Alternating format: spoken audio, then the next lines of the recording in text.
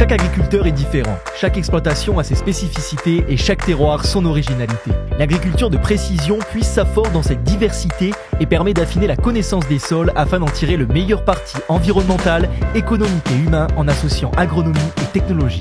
Bonjour Aurore, merci de nous accueillir sur ton exploitation. Est-ce que tu peux nous en rappeler les grandes caractéristiques, s'il te plaît? Bonjour Laetitia. Alors, je suis jeune agricultrice depuis 6 mois. Je suis donc installée sur l'exploitation familiale. J'ai donc repris 5 hectares d'orangers et 12 hectares de clémentiniers. Donc toute l'exploitation est menée en agriculture biologique. L'agriculture biologique, ça doit être un souci quotidien pour les interventions parce que vous ne pouvez pas faire n'importe quoi, sur aucune exploitation d'ailleurs. Mais c'est surtout, vous avez que certains traitements autorisés et donc les interventions, ça doit être assez ciblé, non? Oui, en effet, en agriculture biologique, ce qui est très important, c'est les observations pour agir au bon moment et limiter un maximum les intrants. Et c'est donc pour cela qu'il y a un an, maintenant, en 2017, je t'ai proposé qu'on suive tes parcelles avec l'outil iSAM. Est-ce que tu peux nous rappeler en quoi consiste un peu ce suivi que je réalise avec toi? Oui, alors avec l'outil iSAM, en effet, on a mis des points en place sur la parcelle, donc des points clés qu'on va observer à chaque fois que le technicien vient avec nous ou même sans le technicien.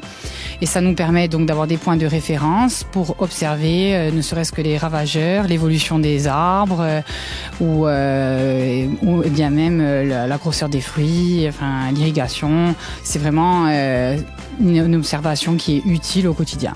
Pour toi, il y a cette utilité d'avoir ces points de référence. Donc effectivement, on a choisi, je crois, une douzaine de points pour 1 hectare à peu près. Et en pratique, ça te fait gagner quoi?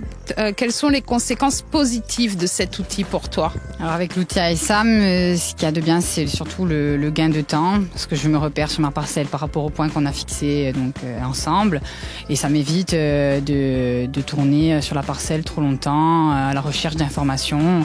Là, j'ai mes points cibles et je vais directement sur les points pour faire le diagnostic. Et quand on trouve des bêtes ou des ravageurs, on va dire des ravageurs quand même, on va employer un langage plus professionnel. Quand on trouve des ravageurs, quand on trouve des maladies, pour toi, quelles conséquences ça peut avoir pour réaliser les interventions? Donc, une fois qu'on a observé le problème, entre guillemets, s'il s'agit d'un ravageur identifié, ça nous permet de réagir au bon moment avec le produit, entre guillemets, parce qu'en agriculture biologique, il y a très très peu de produits, mais du moins de réagir au bon moment et d'éviter de laisser trop le ravageur attaquer l'arbre, le fruit ou autre. Et du coup, grâce aux différents points comme ça, si sur la parcelle, sur 1 hectare, on repère 1 ou 2 arbres qui sont contaminés, est-ce que tu vas quand même intervenir sur toute la parcelle ou comment tu vas procéder? Alors l'avantage avec l'outil, c'est qu'on a ciblé justement, c'est de cibler les arbres atteints ou pas.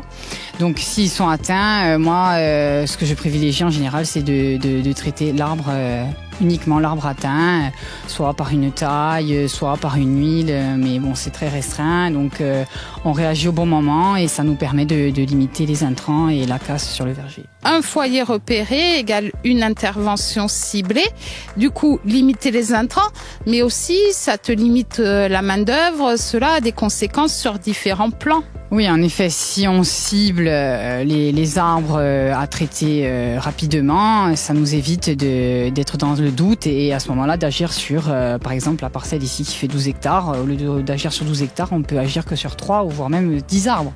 C'est très avantageux pour nous. Tu économises du produit, de la main-d'œuvre, du temps, donc tout bénéfice.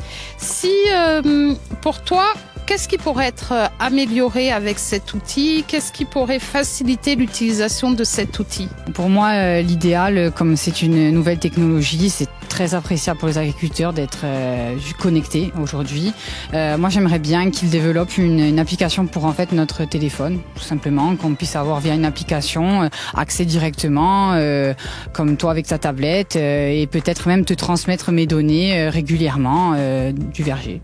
Ça, c'est un autre module. En fait, toi, tu voudrais que chaque exploitant puisse lui-même relever et qu'on ait, un dossier partagé. C'est vrai que moi, je passe de manière mensuelle et que dans un mois, il peut y avoir quand même d'autres choses et ça me permettrait de réagir.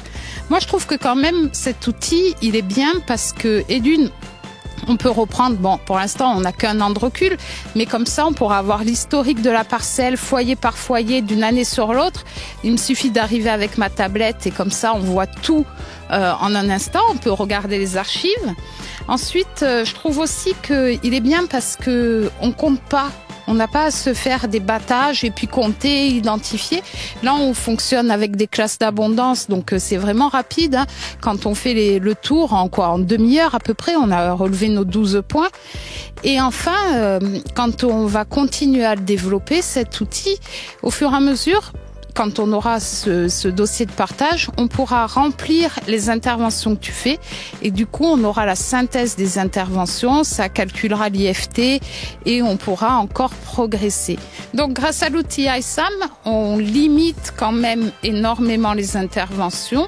C'est basé, comme tu l'as dit, que sur les observations. Donc, pas se passer des produits phyto, mais réduire les quantités d'intrants. D'ailleurs, quand on parle de calcul des IFT, au fur et à mesure, si on fait des observations et des interventions localisées, on verra que l'IFT diminue.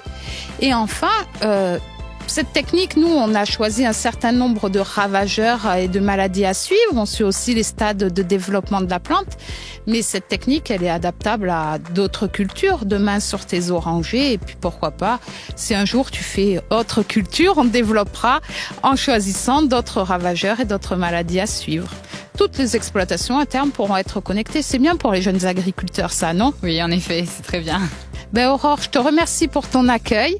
Et puis, on va essayer de continuer aussi longtemps que possible à se servir de cet outil connecté.